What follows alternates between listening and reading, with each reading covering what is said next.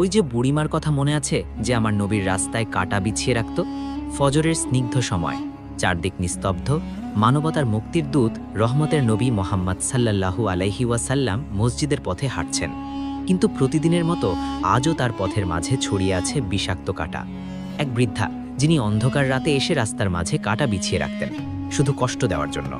প্রথম দিন নবীজি বুঝতে পারেননি, তার পায়ের তলা রক্তাক্ত হয়ে যায়। বলা হয় তিনি নিজের পা থেকে একের পর এক বহু কাটা বের করেছিলেন, তবুও তার মুখে ছিল না কোনো অভিযোগ, ছিল না অভিশাপ, ছিল শুধু ধৈর্য। এরপর প্রতিদিন তিনি নিজ হাতে কাটাগুলো সরিয়ে পথ পরিষ্কার করতেন, তারপর মসজিদে গিয়ে নামাজ আদায় করতেন। একদিন তিনি লক্ষ্য করলেন আজ রাস্তায় কোনো কাটা নেই।